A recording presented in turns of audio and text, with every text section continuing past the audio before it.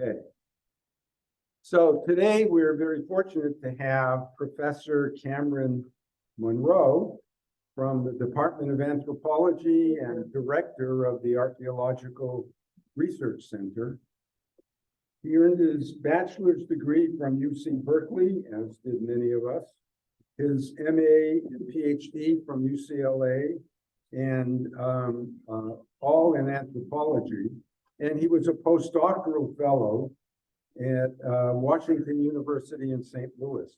His research interests include global Africa and the African diaspora, historical archaeology and anthropology, urbanism and the state, landscape and the built environment, colonialism and culture contact, GIS, spatial analysis, and digital methods, West Africa and the Caribbean.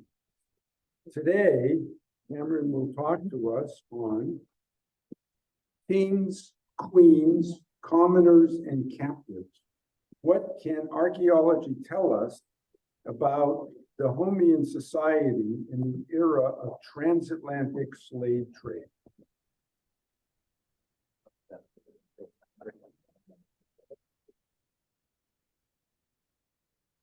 Thank you for the introduction. So I think we just shared. We're going to set up this for the Zoomers.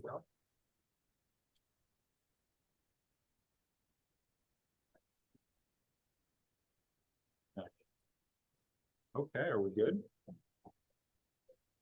Good. Great, thanks for that introduction. And it's great to be here. Thank you for the invitation. So far, I've learned that I'm sorry, I'm wondering if everyone can hear you without a mic. Could I move the mic over a little bit? Would that be better? Is this the mic? Yeah, that's the microphone. And then it slides up here.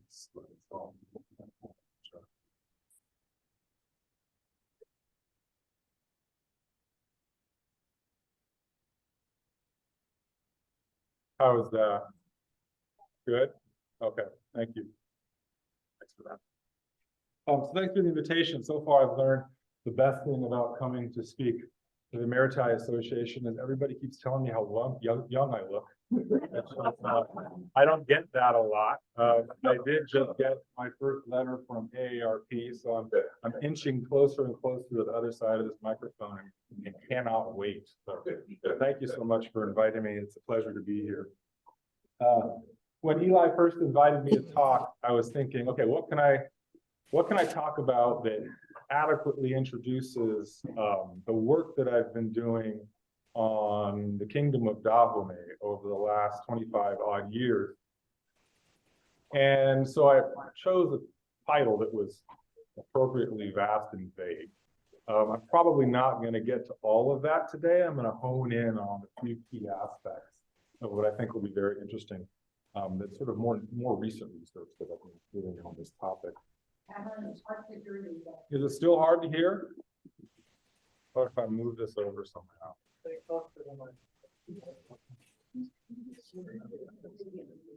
It's a tough crowd.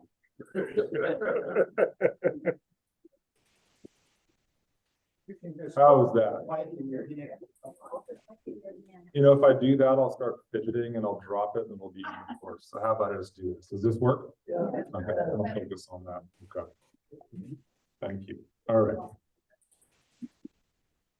So what I think I'm going to talk to you about today is some broad questions that I've been wrestling with about the kingdom of Dahomey, which was one of the primary partners in the transatlantic slave trade in the world from the 16th really until the 19th centuries. And what I'm going to do is introduce a little bit about what we know about Dahomean society, largely from historical records, that includes documents, as well as oral traditions, a lot of ethnohistoric research that's been done over the past 100 years. And then I'm going to introduce how archaeological evidence has added a new perspective on Dahomey in that period. And I'm going to focus on two things. First, I want to explore what archaeology can say about the founding and the expansion of this kingdom over the course of the era of the transatlantic slave trade. And then I'm going to dig into a series of royal palace sites and talk about what life was like in spaces that were absolutely key for the expansion of political authority in this period. I am going to talk about kings, queens, commoners, and captives, but I'm actually going to frame the conversation more specifically around palace women, women who lived behind palace walls, who represented a microcosm of Dahomean society as a whole, who we know very little about from the historical record, but the archaeology is beginning to tell us something about the complexities of the lives of these women who lived in Dahomey. So just by way of background, Dahomey, as I mentioned before, was one of the primary partners involved in the transatlantic slave trade. At the dawn of the Atlantic era, the region that would become known as the Bight of Benin and its interior was dotted with a series of expansive kingdoms and small-scale communities. Coastal communities along the Bight of Benin were locked east-west into a very complex network of lagoon trade. And these communities were also tied into kingdoms and states farther into the interior. And many of those trading networks extended all the way to the Sahel and by even further extension across the Sahara. These kingdoms underwent a period of radical and rapid transformation over the course of the 17th and 18th centuries. In what is now southern Benin, three large-scale kingdoms emerged in this period: Alada, Weda, and Dahomey. Alada and Weda were large-scale urban kingdoms centered at expansive royal capitals and actively engaged in the transatlantic slave trade from the 17th century into the early 18th century. They engaged with European slave traders when they arrived on the coast and received goods such as cowries, European alcoholic beverages, guns, gunpowder, textiles principally, and many other resources in exchange. Now, Dahomey was a kingdom that we know very little about in the 17th century, but it emerged on what is called the Abomey Plateau, about 100 kilometers from the coast, as a primary provider of captives for this trade. It essentially played the role of sort of a middleman in the collection and transport of captives for the transatlantic commerce.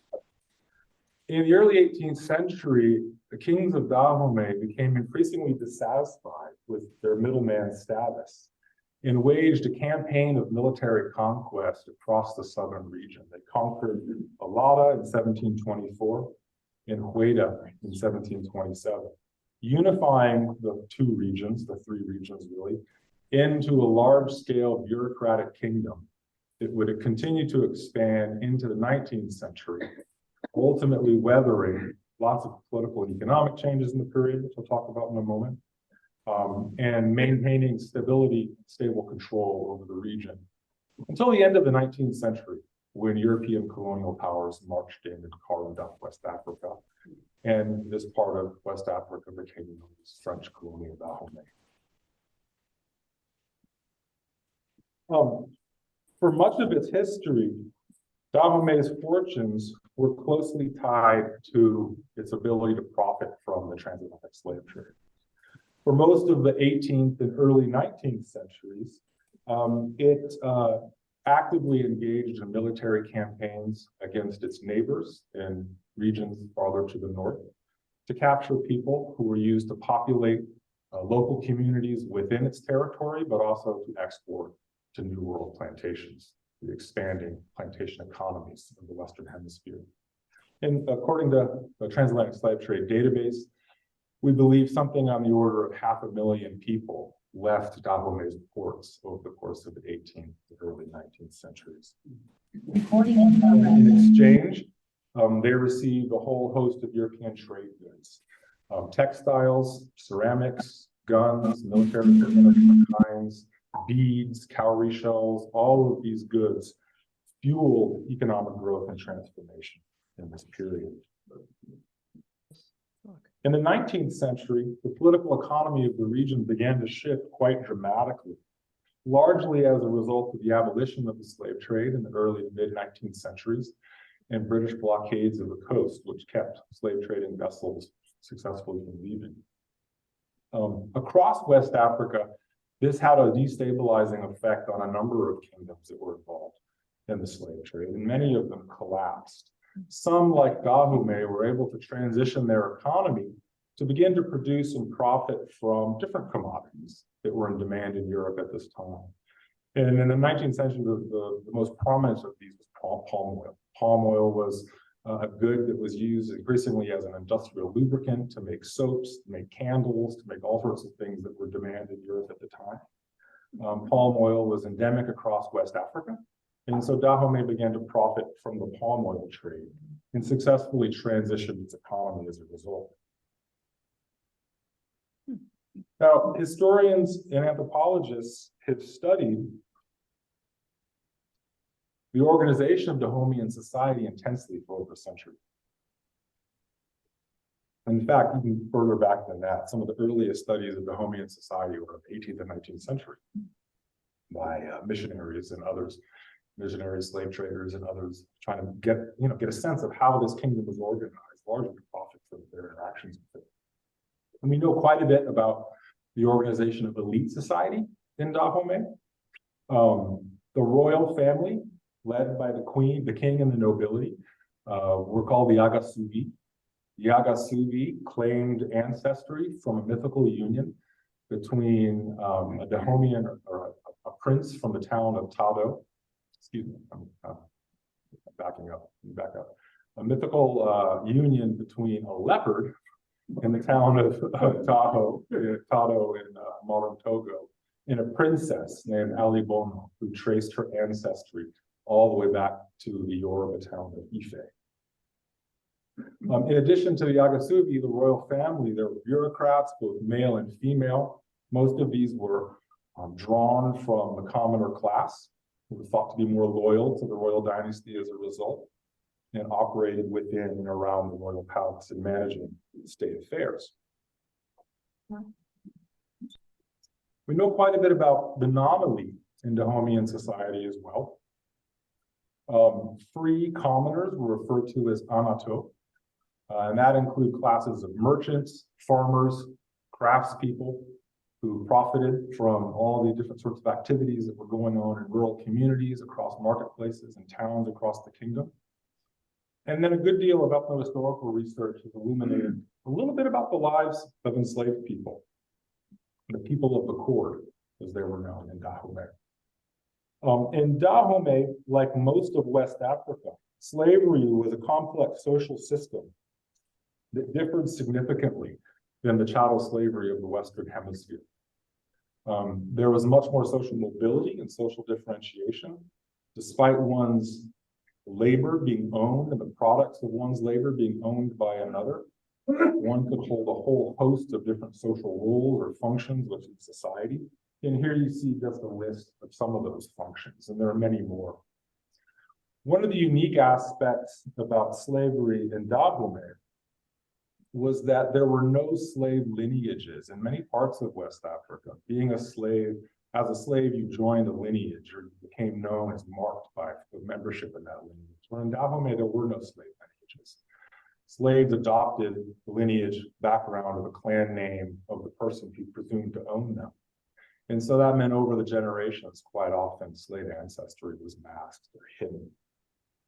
And this meant that enslaved people had a good deal more social mobility. And over time, their families could be incorporated into communities, lineages, clans, towns, and they were extremely hard to see historically as a result, and also extremely hard to see archaeologically.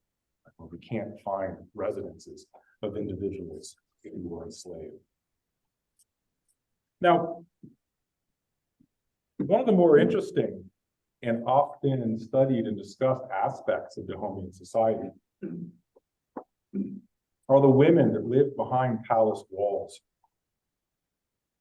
In fact, Dahomean palace women represent an incredibly complex set of social identities, social classes, and statuses that really serve as kind of a microcosm of Dahomean society as a whole. On the one hand, you have the woman who is known as the Pojito, or Queen Mother. Monroe talk about the Dahomeans Oh, and Nepal. in Africa. He's an archaeologist. I don't The think movie The Woman King that many of you may have seen, the Cogito is translated as The Woman King. It's actually a mistranslation. It should be translated as Wife of the Leopard. And it's a title that goes all the way back to Ali Bognon, the woman who mythically mated with a leopard and founded the Agassi dynasty. She was a queen mother. She's often remembered as a reign mate, and she's politically incredibly important, often picking the next king in times of succession. We also have queens, royal wives called afosi, female ministers who played the role of counterparts to male ministers who lived outside the royal palace called begani. A variety of administrators, princesses, Tassino. These are modern incarnations of past Cogito or past queen mothers. And then female soldiers, a militaristic class of women who lived behind the palace walls and served as a shock troop and a group of enforcers for the kingdom as a whole.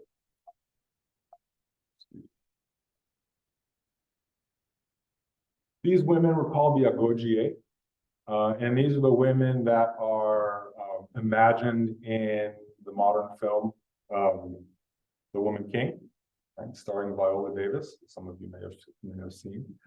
Lots of historical descriptions to these women exist. Most of them get what they were doing kind of wrong. Archibald Dalzell is one of the first references we have to these women back in the late 18th century, where he notes that within the walls of the different royal palaces in Dahomey are immured no less than 3,000 women. Several hundreds of these are trained in the use of arms under a female general and subordinate officers appointed by the king in the same manner as those under the Agau. The Agau was the male minister of war who lived outside the palace. These warriors are regularly exercised and go through their evolutions with as much expertness as the male soldiers. So those women have garnered a lot of attention, both in historical analyses, popular representations of the kingdom of Dahomey. But as I hope I've shown, the world of the palace was much more complex, and you had a whole diverse set of social statuses, identities that made up the residents of those buildings. And sure enough, they probably did range anywhere from 2,000 to 3,000 people living behind those walls. The palaces, as I'll show you in a moment, were extremely vast complexes. We know quite a bit about where these women came from scant historical evidence, as well as ethnohistoric research that anthropologists, myself included, have done on the descendants of these people.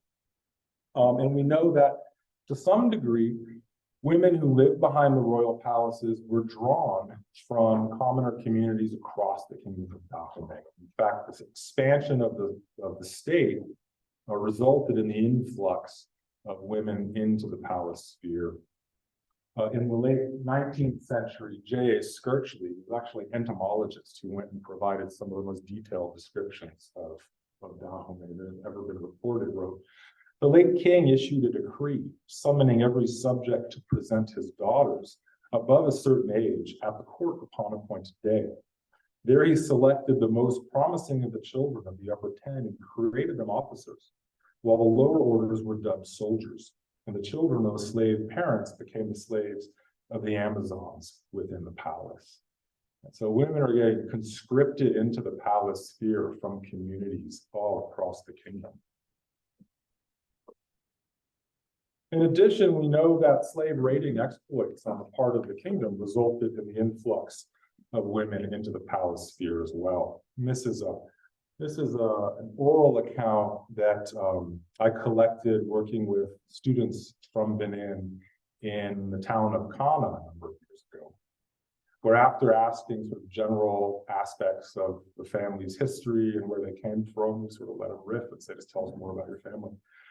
And one individual noted, we asked them for where your ancestors came from, and they mentioned our ancestor was Nanzoidi. Yes, who was Nanzoidi? And the response was, Nanzoidi was a young girl who King Agaja brought from Arakwame following his return from a war against Oyo.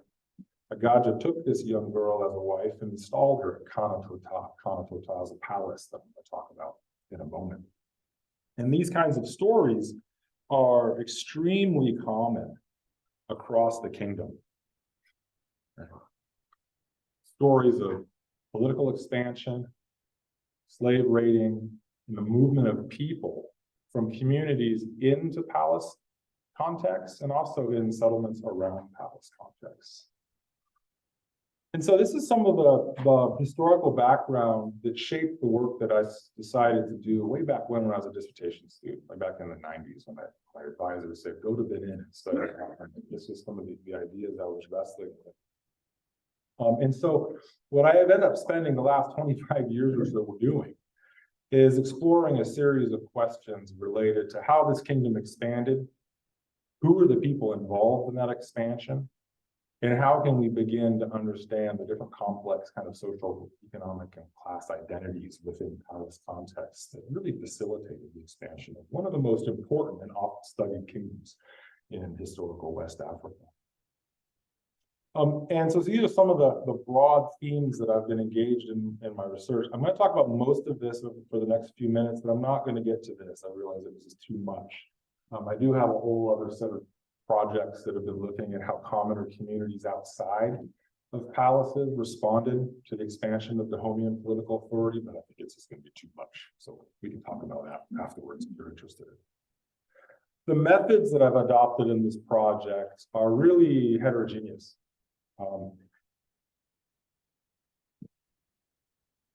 I use a lot of documentary and oral historical research. Much of the oral historical research, as I mentioned before, I've done myself with collaborators in the field. I've engaged in a lot of regional archaeological survey, right? That means putting on your hiking boots and walking through the countryside and finding sites and documenting sites and dating them. And then we've also done a lot of low impact archaeological site survey and excavation. And so I'll talk a little bit about how all of that pieces together to tell a story that is increasingly interesting about the lives of women who live behind palace walls. So let me set the context for what the work that we've done inside palaces. Look at this question of political expansion and the role of Dahomean palaces in that process. In Dahomey, political life centered in and around royal palaces like the one you're looking at here. This is the Royal Palace at Abomey, which is now a historical museum that if you ever happen to be in that part of the woods, you can visit. It's a wonderful place. They give great histories of Dahomey, beautiful art objects on display, and it's one of the best museums in the Republic of Benin. These were absolutely vast complexes, and this structure alone was 44 hectares. And so you can get a sense of when observers describe somewhere on the order of 2,000 or 3,000 women living behind these walls, it's not out of the realm of possibility. This was not one large structure, but a series of smaller structures within a vast complex dominated by open space, as well as housing and other sorts of complexes. They were decorated with symbols of state. And on the right here, you see bas-reliefs on one of the public ceremonial buildings where King Gezo of the 19th century would hold court. And you see a lot of representations of slavery, of violence, and of militarism. This was all part of the process of the state presenting itself as this militaristic kingdom in this period. I've been able to glean quite a bit about how these different palace spaces were used, primarily from ethnohistorical work, but also from ethnographic observations within smaller chiefly compounds around the plateau.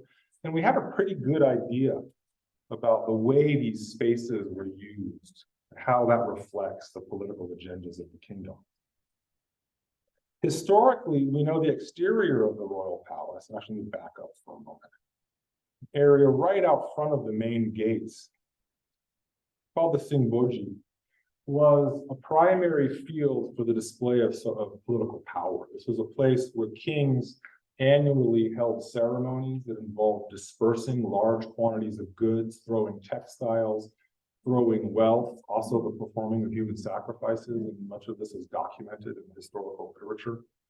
And this is just one example from Archibald Dalzell's book, The History of Dahomean, where you see sort of this engraving, which represents the king and his followers throwing wealth to the populace during what were known as the annual customs. These were ceremonies that the kingdom did every year to celebrate the previous king, sort of commemorate the history of the royal dynasty.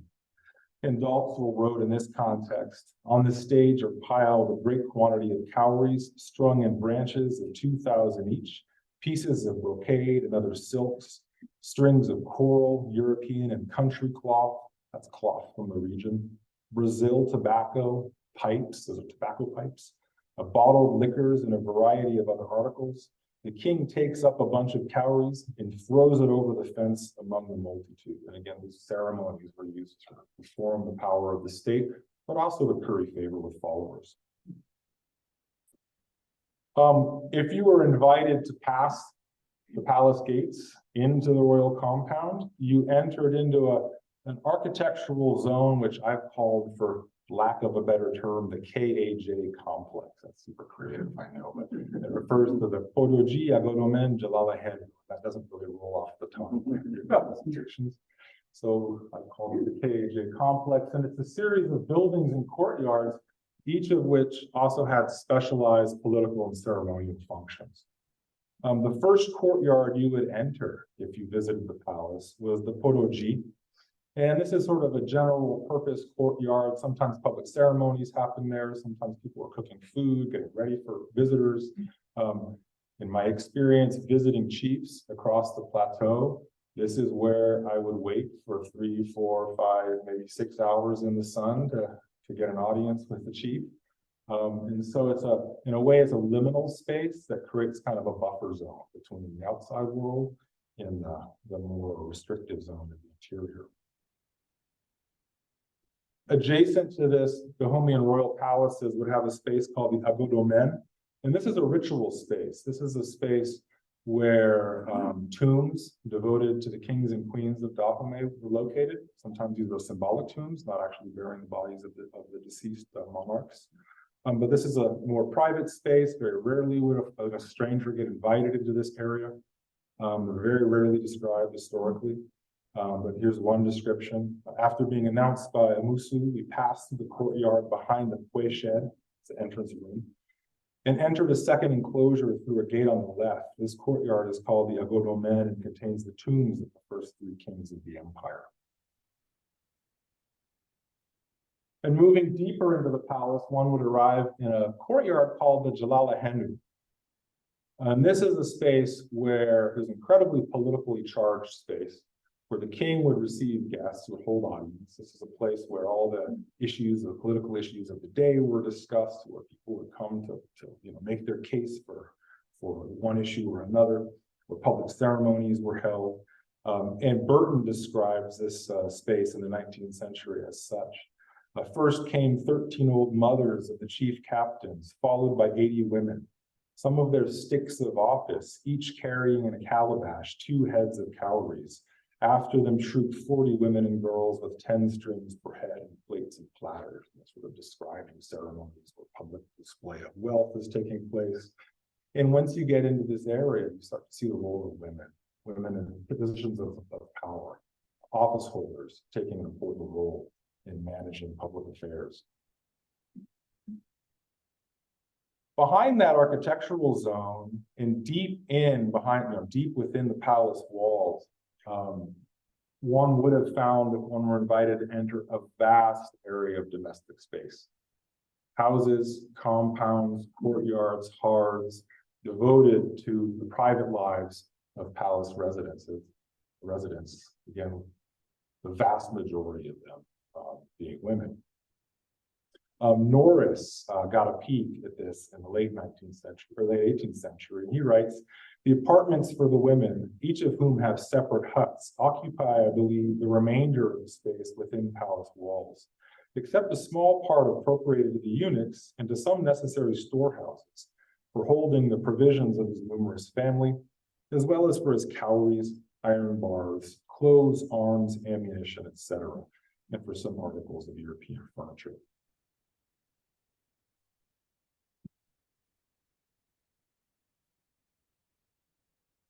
Whoops. So the point of going over that architecture was twofold. First, I wanted to highlight the centrally political importance of these spaces. There were spaces where the king displayed his power and authority. There were spaces where the king and palace women met with strangers, and they were also private spaces, spaces where everyday people lived and lived out their lives. The other thing I wanted to highlight is some of those spatial dynamics of royal palace space that will come into play when I talk about the archaeological research that I've done at a few of these sites a little bit later. Now, when I started doing dissertation research in Benin years ago, that was kind of the background that I had. I had a pretty good understanding of the complexities of these spaces and what we knew about them historically. I also had a general sense that although historians and art historians, architectural historians, spend a lot of time thinking about palaces at Abomey, the capital of the kingdom, that there were scant historical references to other palaces across the kingdom, that these weren't the only spaces, right, that served these functions. And here are just a few examples of this. Thomas Freeman wrote in the mid-19th century, "Alada boasts of a royal residence, occupied occasionally by the king of Dahomey when he visits these parts. I did not see the interior of the palace, but as a country seat for a monarch of Western Africa, I think it respectable in outward appearance." Freeman also notes on his route northwards towards Abomey, "We started from Avadi at 10 minutes after 10. In the course of 40 minutes afterwards, we reached Agremi, where there is another royal residence." And Forbes describes a series of palaces at the town of Kana, 11 kilometers southeast of Abomey itself. So I started getting the sense that there's more of these out there, and that's a possible dissertation. That was my dissertation, is going out finding these things, plotting them on the map, right? And so we always tell our graduate students, take something simple that you can do in a couple of years and go get it done. So that's what my advisor told me to do. We ended up mapping a total of around 27 of these structures just across the Abomey Plateau, about 35 by 35 kilometer area. You see some of the exterior palace walls on the bottom right. That's one of the best preserved structures. That's the same structure on the top right. That's a drone shot that I took 2 years ago. And boy, do I wish I had drones back when I was doing my PhD research 20 years ago. That would have made my life a lot easier. But you can see just how big they are, right? That structure itself is about 12 or 13 hectares. And again, you can just barely make out, and I'll come back to this, where you see slight differences in the coloration of the vegetation. That's a KAJ complex right there. And then all of this would have been the sort of domestic zone. So we found 27 of those sites, and they range in size anywhere from about 3 hectares up to the massive 44-hectare structure of Abomey. And they're distributed across the plateau in a pattern that's really quite interesting. When we would visit these communities, one of the first things we would do was initiate oral histories with communities living against their palace walls. And to this day, all of these communities have small villages or even minor towns associated with them. And people have very distinct memories of when a palace was founded or why it was founded. And that allowed us to sort of tie that into our knowledge of the existing king lists and get really good chronology on when these structures were implanted across the region. We also did limited archaeological survey of each of these sites to collect artifacts that we could use to date them, and they always lined up more or less. So in most cases, we're able to date the palace structures with an individual king, and in sometimes, more generally, we can get it to a century. Sometimes we can get it to a particular king. And that allowed us to sort of look at where the dynasty, the Agasubi dynasty, is putting these structures across the plateau, and try to use that to understand what exactly the kingdom is targeting. How are they expanding in which direction? The pattern we noticed was sort of interesting. Unfortunately, it doesn't come off all that great on this slide. The color is not differentiating very well. But each of these little colored dots is a royal palace, and each of these black dots is a village that we believe existed in the pre-colonial period. So you get a sense of the settlement pattern across the plateau with 2 major towns, Abomey and Kana. These palace sites, when we date them, these are palaces at Dahomean, and they all date to the 17th century, little red triangles. Those are the only 17th century palaces we have across the entire region. So they're really localizing political power and authority in the capital. And they seem to kind of be ignoring what's going on in the countryside. They're not too bothered by what's happening out in rural areas. In the 18th century, just after Dahomean kings marched south, conquer Alada and Weda, and integrate these territories into one new state, they start expanding the construction of palaces outwards. And they build largely at Kana, which becomes a major economic hub in the transatlantic slave trade in this period. And they also build on a couple of other sites which sit on major roads to the south. And so I've argued for years in a number of other publications that they're really kind of pushing out and trying to control and centrally manage the slave trade in this period. These yellow dots represent 19th century structures, and those were all built out in the countryside, far away from those trade routes. And that's a really interesting set of sites. They're built precisely at the moment when Dahomey shifts from the slave trade and starts trying to figure out ways of capitalizing on the expanding palm oil trade. I don't think they're out there managing the palm oil production. It's something that's very hard to centrally manage. Anybody with a pot and a palm tree in this period can engage in Atlantic commerce, so you don't really need a centralized government to do that. But what they are doing is putting palaces in towns and near marketplaces so that they can extract tax and tribute from communities that are getting quite wealthy off their engagement in the palm oil trade. So that work gave me sort of a context to think about the expansion of the state, where they're going, how they're responding to the changing dynamics of transatlantic commerce. The next decade or so of work that I did in Dahomey focused on a couple of things, one of which I won't talk about today. That's sort of the dynamics of regional settlement and the emergence of commoner communities across the landscape. It's a whole separate talk that I talk to you guys after this one about.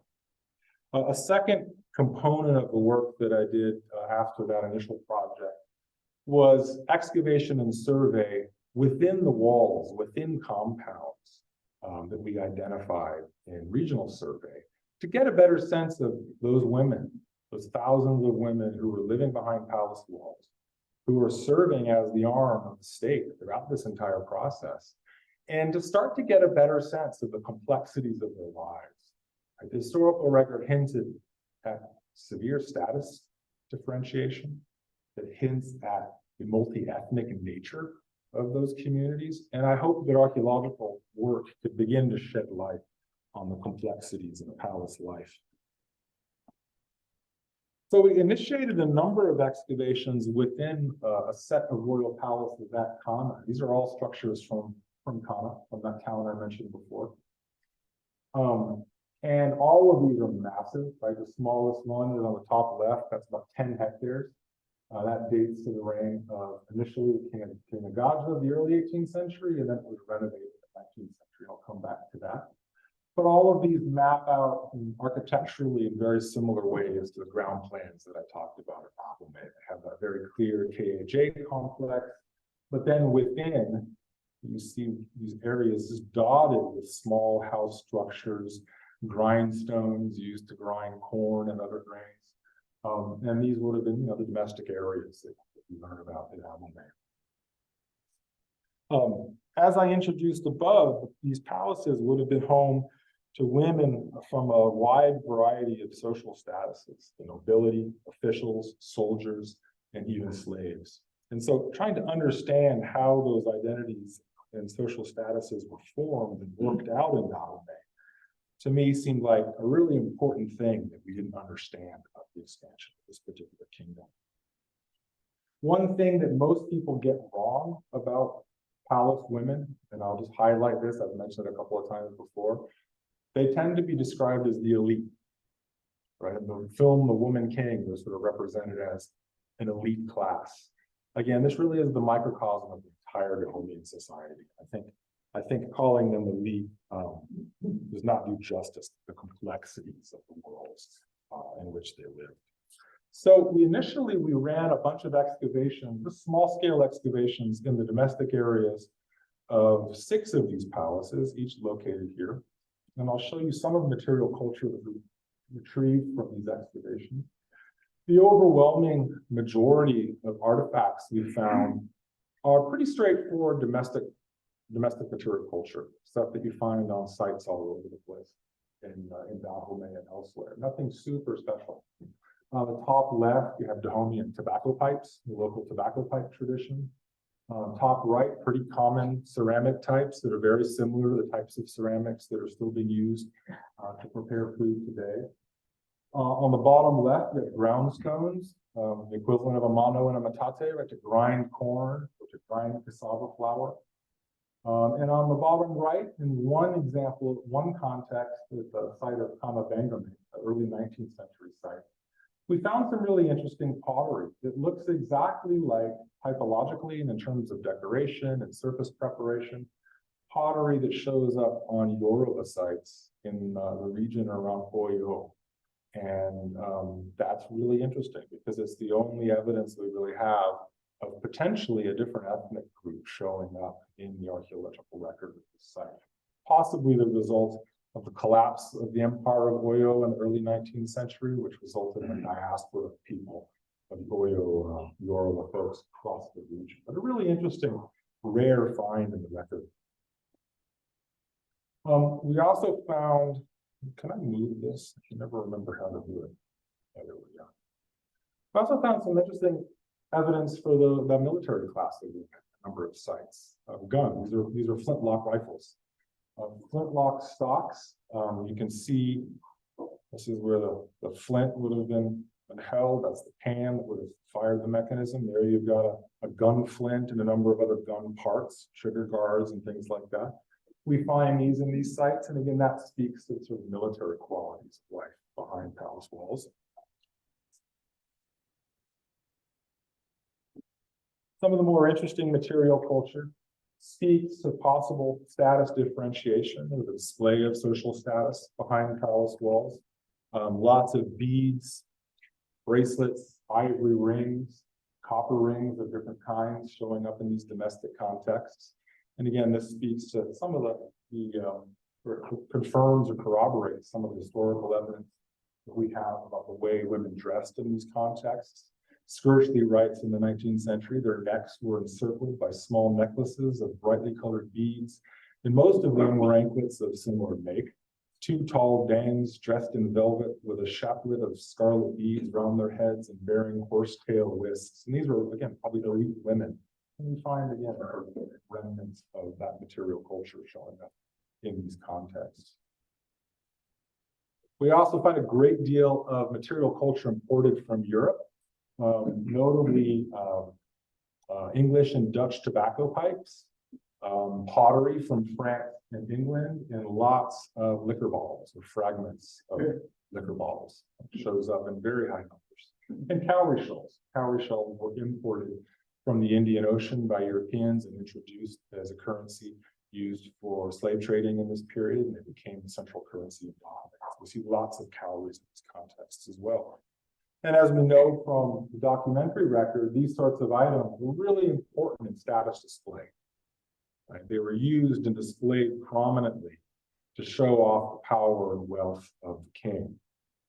Again, Burton writes in the mid-19th century that he's in that Jalalahenu courtyard, observing the display of the king's wealth. And he writes, first came 13 old mothers of the chief captains, followed by 80 women. Some of their sticks of office, each carrying a calabash and 2 heads of cowries. After them trooped 40 women and girls with 10 strings per head and plates and platters. Then preceded by small girls walked the 15 married princesses in fine raiment. The rest of their procession consisted of 19 women, bearing on their plates bottles of rum, 40 women each with 2 heads of cowries, 20 women and young girls by their bosoms with 10 strings each. And lastly, the shemale in the Mingan with 13 attendants, and that would have been the female Secretary of State. So these goods were, we know historically, were really important for showing off social status within palace walls. But I want to remind you that all of those artifacts we found came from deep within the domestic zone. We didn't find that stuff in those courtyards where public ceremonies were taking place. It's also noted that many of those goods seem to increase over time. These are contexts from the 18th century. These are contexts from the 19th century, and they all sort of sorted in chronological order. And you'll notice that over time, the density of imported ceramics in glass bottle fragments really goes up quite steeply. And again, that's happening within domestic space. That's not happening in public courtyards. It's happening in the interiors of these palace sites. And to me, that's always suggested that what you have is, an increase or evidence for imported material culture being pulled into domestic contests for status display in differentiation in this period. So maybe we have evidence for some sort of status differentiation or competition going on over time within palace walls.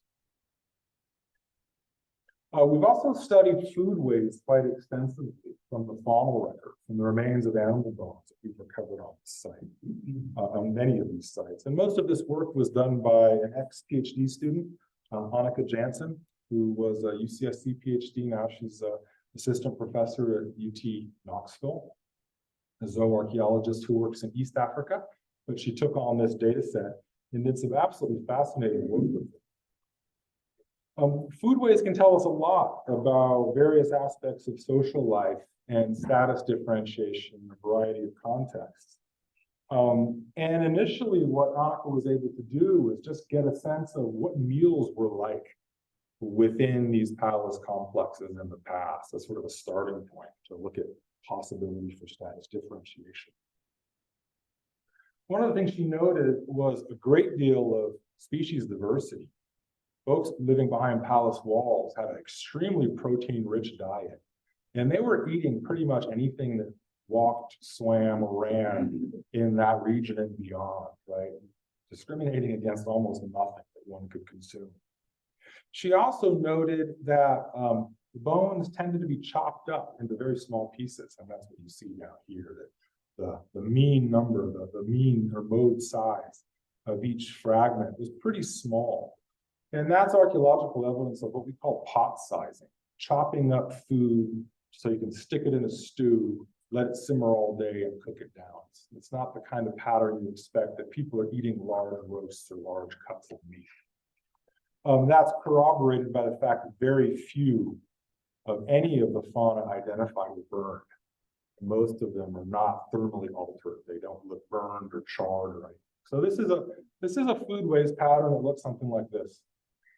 People are drawing from a wide variety of species to eat, chopping things up, they're throwing them into pots and they're stewing them.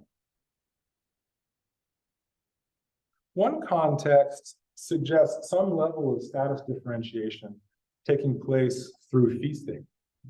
An excavated context from a palace site called Kana Laguna, which dates from the mid to the late 18th century.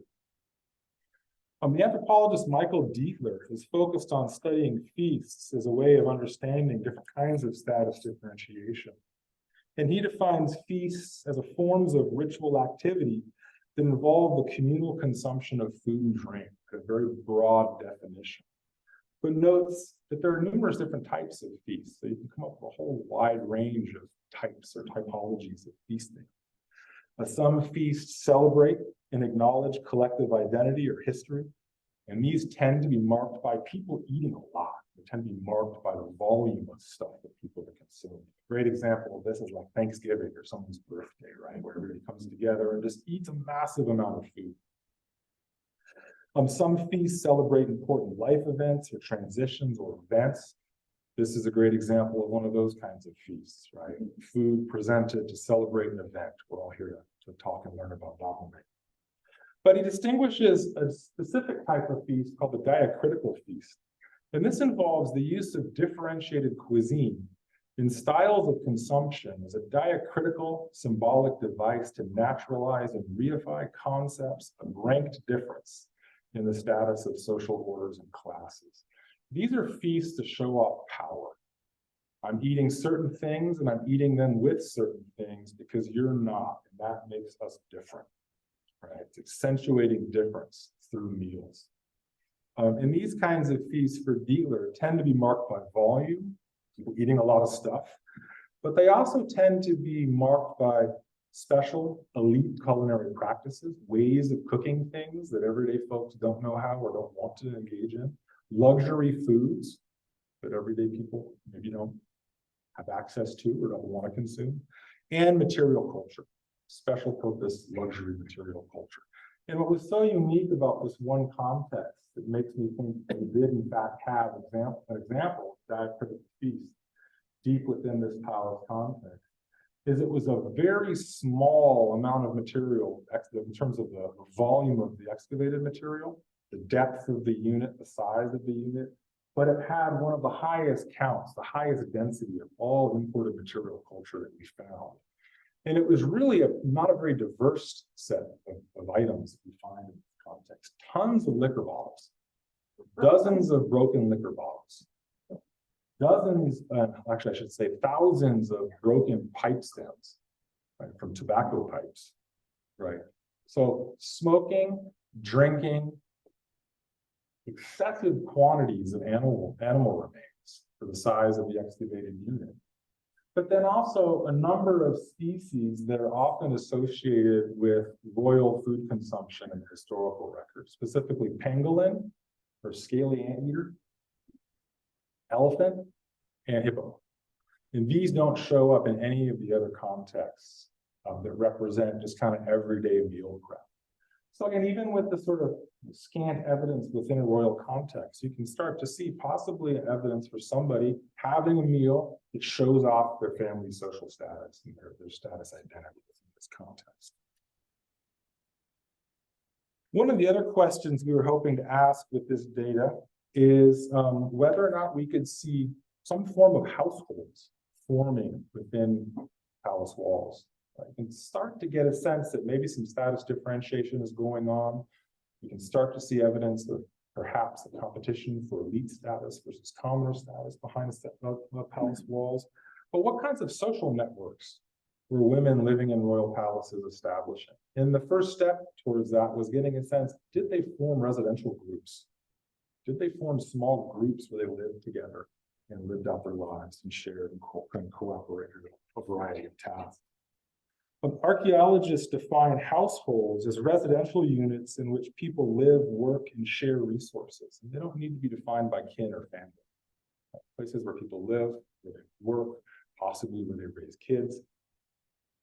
And you can use foodways and food preparation techniques as a very preliminary avenue to exploring whether or not households are being formed.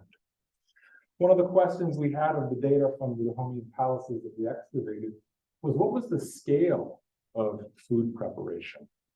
Was food being prepared in a massive kitchen for everybody? Or were smaller social groups preparing meals for themselves, right? Was food being prepared in a central kitchen like the folks who cook this here, or were people preparing their own meals, small scale for a few people, maybe a few dozen? And this is something that one can look at archaeologically, because as anyone who's cooked a big meal for a lot of people knows, a big meal requires a big pot, right? Smaller meals require smaller pots. If you're cooking a stew or something for Thanksgiving, you're using a massive cooking pot.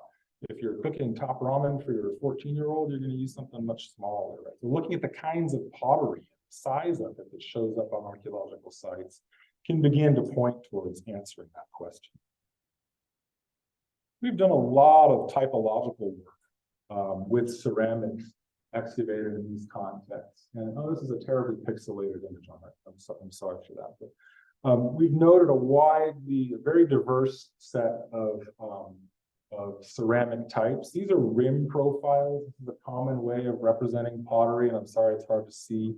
But that is like a cross section of what the vessel would have looked like if you sliced through it like a cake. You can kind of get a sense of the shape of the rim and where it's going. And also we can use the diameter to get a sense of the size of the vessel. And one thing you'll notice is that these kinds of vessels, these kinds of pots are very common in our assemblage.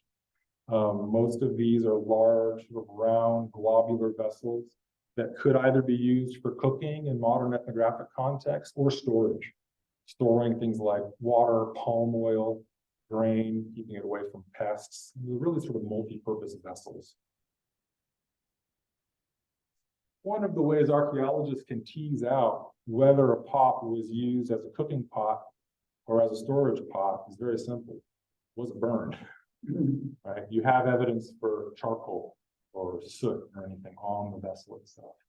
And when we track sootiness across these different types of vessels, we notice, and again, this is another picture of the slide, so I apologize, but all of these are small, very small, medium-sized pots.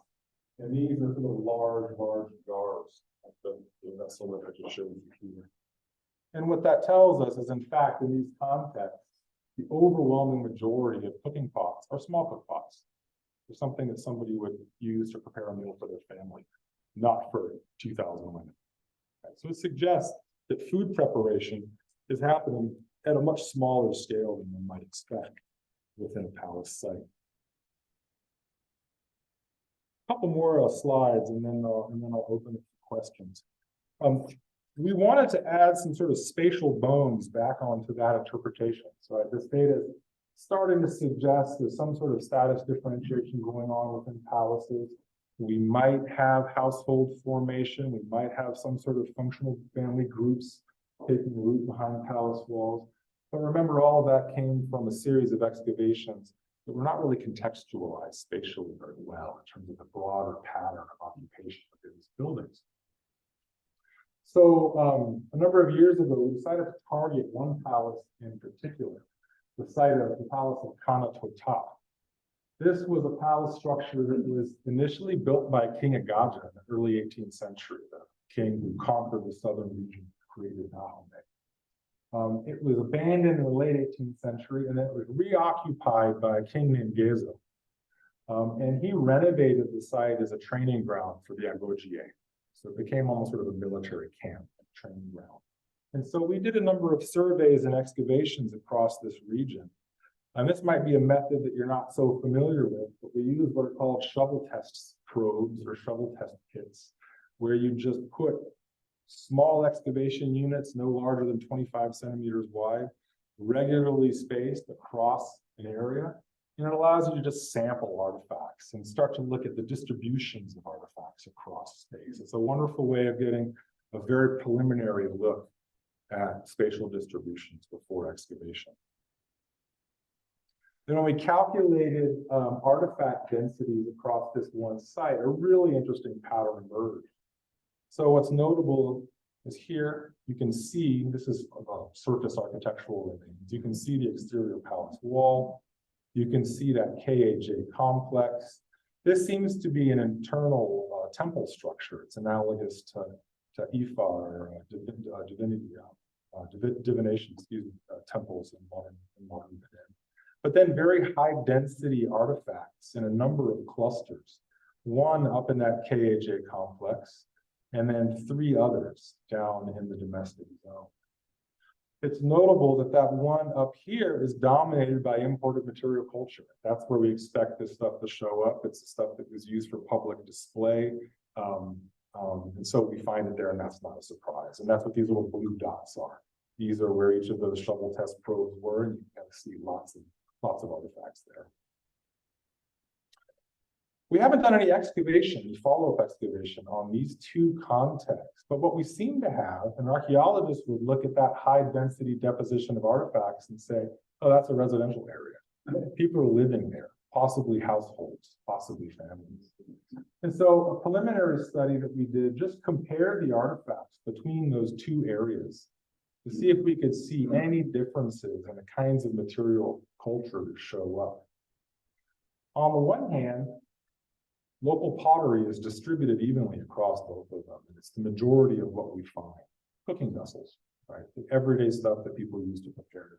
And that kind of confirmed that these are residential areas, that people are living in these spaces. But there seem to be some interesting differences that suggest possible differentiation between what might be household groups. Group 1 over here seems to be dominated by tobacco pipes and grindstones, right? Grindstones used to make food. The tobacco pipes is a little weird. I don't know what's going on there, but the grindstone would suggest that that's an area where food preparation is probably taking place at a greater frequency than elsewhere. Group 2, we have a higher preponderance of flake stone, but lots of glass and a good amount of iron, much higher frequencies than elsewhere. And again, glass, that relates to social status, alcohol consumption, display of status differentiation. And the working hypothesis that I'm working with now, and hopefully next year we'll get to go back and actually test this, is you have 2 household groups forming in this area that possibly represent different social statuses. A group of people who are preparing more food than others, and a group of people who are consuming luxury goods at a higher rate than others. So I think that we're sort of on the cusp of identifying actual palace household groups within that particular palace. And that would confirm some of what my sense is about what life would have been like for these ethnically and socially heterogeneous spaces. This is a quote by William Reed, who was known for writing relatively fanciful stories about West Africa in this period. I think you might actually get this one right. And he describes, or I should say he imagines, what it would have been like for a young girl swept into the royal palace in the 19th century to be incorporated into this domestic sphere. He writes, they entered a vast court round which were a number of little huts, 200 or 300 women were seated under the projecting roofs, cleaning their guns. These, said the Grand Vizier, are the quarters of the alligator regiment, to which you will belong. A tall, vigorous woman, about 30 years of age, came out of the hut. Take this girl, said the Grand Vizier, as your sister and your friend. Teach her the exercises, make her limbs strong, her spirit courageous, and her heart faithful to the king. The woman took Marita, and the girl's name, and led her into the hut. Here, my sister, she said, you will live with me. Here is a mat for you to sleep on and a pillow filled with the soft wool of the silk cotton tree. And so I think that we're starting to get a sense of family groups, household groups, some of which define in terms of different social statuses, taking root in these spaces. And what's so interesting and to me so profound about this work is all of that's missed by European observers, right? We don't have any idea of that world that's happening behind palaces. I say that's maybe I'm misspeaking there, because we do have tiny little glimpses, right? The various citations and quotes that I've presented today, but we really don't know the dynamics of what's happening in that world. So I'll leave it at that. I did want to also draw your attention to a wonderful set of readings put together by a group led by Ana Lucia Rajo from Howard University Department of History, the Woman King Syllabus, which is an excellent group of readings on Dahomey, but also on women in Dahomey. This is all online. You can visit it and download many of those directives. So if you're interested in learning more about these women, you can visit that. And I just want to thank you all very much. This project has gotten a lot of support from the University of California, and particularly the UCSC Committee on Research. So if any of you guys have been on core in the past 20 years, thank you very much for some little grants here and there that you can offer. So thank you. Appreciate your time.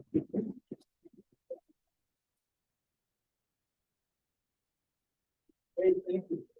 I'd just like to start with one question. Aside from the kings, was there a role for males in society? Within palaces, no. Outside of the palaces, absolutely. And so there's an entire state bureaucracy of men, right, that lived in the capitals that were charged with managing markets, managing ports, collecting tax on trade, right? But those men reported to the women who lived behind the palace walls. And so, you know, one of the things I didn't get a chance to skipped over this, and I apologize because I was having trouble reading my notes.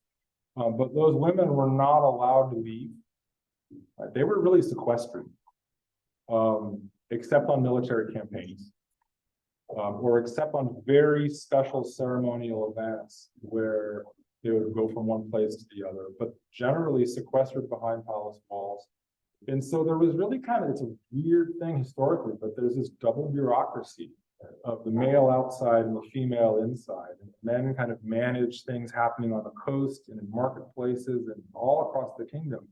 But when they bring their taxes Annually, when they come to pay the region's taxes to the king, there's a woman who collects all those taxes. And there's a woman who talks to another woman about how much tax was collected last year and makes sure that it's either gone up or hasn't down too much, right? And so they really are performing an incredibly important role for the state. It looked like their diets are, what you showed, are mainly for animal protein, not plant protein. I'm wondering, what's the role of plants in their diet? And do they have any kind of agriculture or what? Yes, hugely important. The lack of evidence on plant use is simply because we never did the analysis. Today and in the past, we know that people probably took the majority of their calories from corn and cassava, millet to a lesser degree, particularly by the time we get into the So they 19th had an century. agricultural Agricultural. fields, and what Absolutely. was there any But also lots of different vegetables. who Okra, worked the field? The women, any women in the field working in the field? yes, yes, absolutely. Yeah. But women have, These were fully functioning village communities that have farms. so and traditionally, farmlands. women play a large role in growing horticultural crops. And Right, growing and marketing too, right, growing and taking things to market as well, absolutely. No, I really just focus on life within those palace structures, but absolutely outside, these are an urbanized civilization. Dahomean probably has something on the order of 50,000 people at its peak. Kana had something on the order of 20 or 30,000 people, which by today's standard doesn't sound that much, but back then it was quite a large population. We got Virginia, Roger, and then. So why were the women cloistered? Is this like a breeding ground or what was the group for? It's a really good question. You know, the historiography on this, I think, is really bad. You know, they're typically described as wives of the king.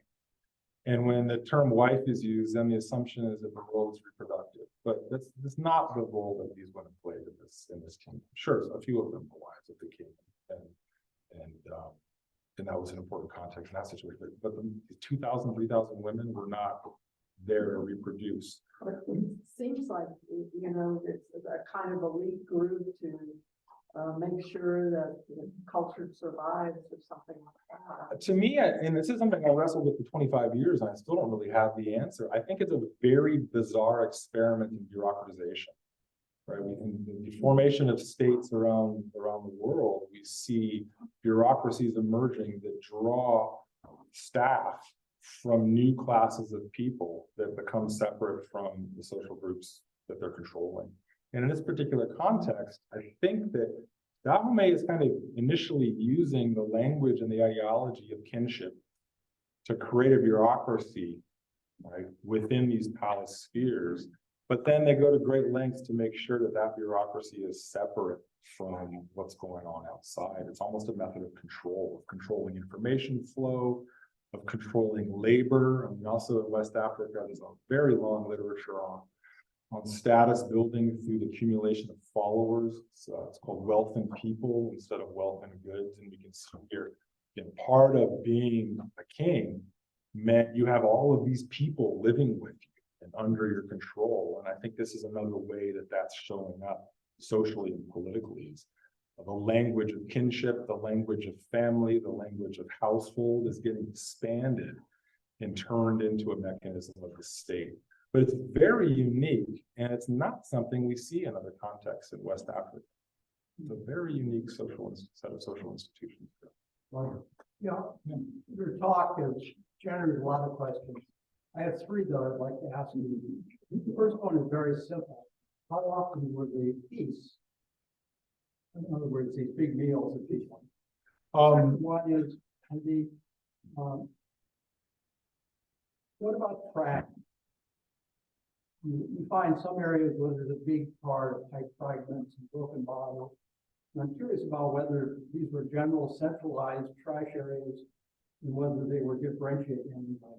And the third question is there any carryover with destination with slaves? Is there what you've established with the life that they had in Africa? What was the last question again? I didn't catch Is there that. any carryover about the diet and the type of society that the slaves had once they were removed from Africa and sent Across the somewhere else? world. Okay.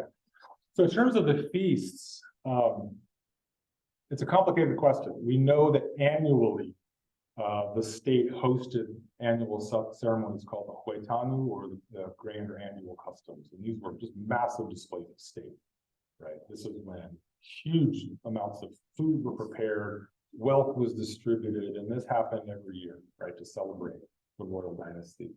We also know that other feasts, massive political feasts, took place when every king was installed. But then behind the palace walls, we don't know. We have no idea. And you can imagine that small-scale feasts were probably had on a regular basis. People's birthdays, other kinds of social events. We just don't have any historical data because European observers did not visit those spaces.